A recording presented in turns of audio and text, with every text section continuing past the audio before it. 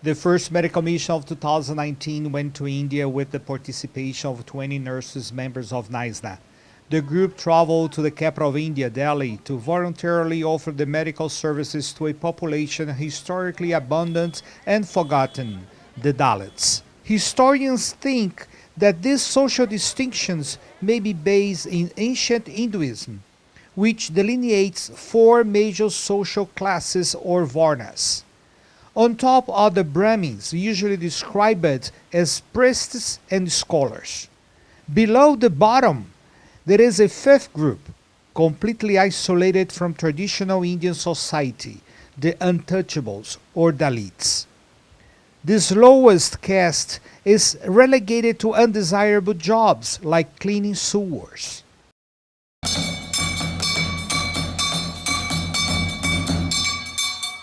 While the drums were beating persistent and unchanging, NISNA's group was getting ready for their first day of this historical medical mission.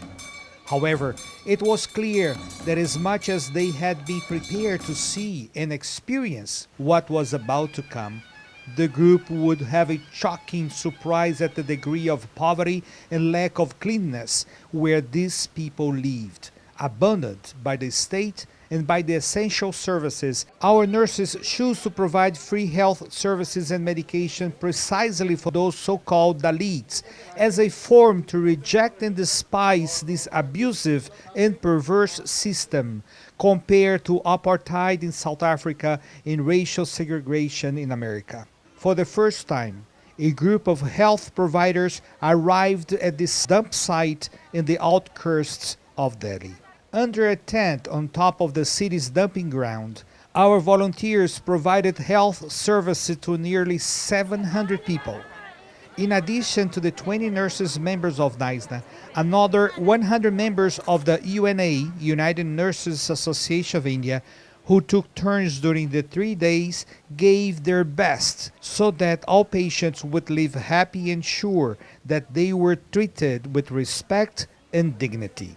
The medical mission, I think, was very successful, especially when we received word that the government found out we had gone there to the Dalit village, which is situated on a dump site, that they felt bad that we were among garbage and that there were no roads, that the roads were terrible. So the government decided to announce that they were actually going to fix the roads there and actually clean up, which is, I think, is a humongous accomplishment. We were able to service, I believe, over 600 patients over the 3 days, which is great. Of course, there's always room for more. But I think as time progresses and we keep coming back, we'll be able to do even more. Medical missions are my way of life, and I think it really impacts the patient, even if it's a small amount. But I'm very happy that I did this, and I highly recommend it to anybody that wants to try and help outside the United States, among the whole world. When I went, I really didn't know what to expect. I didn't know how advanced or up to date they had become, and I was shocked to see so many contrasts between different classes of people and how the Dalits are still living and how they have no access to sanitation, food, shelter. It was quite an eye-opener, and you couldn't help but just your heart went out to the children. They were just such loving, open human beings. It was a pleasure, again, to serve them. And I thank you very much for NISNA for making this possible for us to go around the world to be able to do these medical missions. I definitely feel like we make an impact of the people over there, and the nurses we've been talking to, they were so appreciated. This is something like it's new to them, and the only thing they keep asking us, they hope we are coming back. And for the people in the area, they're very warm, they're very appreciated, and I can see the place need help. So we hope this is not something we do for one time. We will continue to do this. And this is kind of like also united the nurses together. And I really, really like the medical mission is a plus for us as a nurses to continue doing around the world.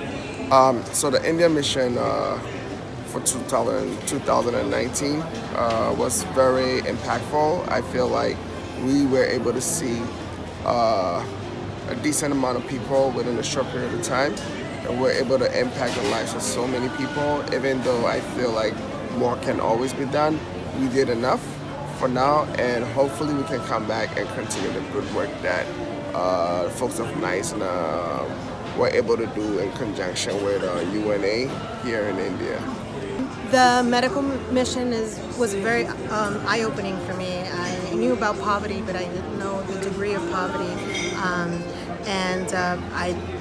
I was just in awe, and most of my, also the other nurses that came with me were also very shocked in the type of poverty that these poor people live in.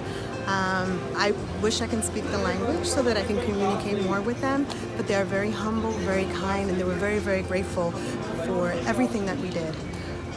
So I would definitely come back. It's a beautiful country. The medical mission was a success.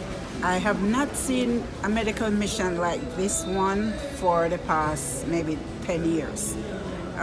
This medical mission, if none deserve it, this one in India deserve it because of the condition the people are living. It's great public health problem. They're in the dirt. They're not getting the clean water, so they have great and for for using the bathroom, they don't have like a proper place, so they just do it anywhere. So, and the garbage is great public health issue. And it's like the tale of two cities. You have this slum, and then a couple feet you have condominium. And this medical mission worked it.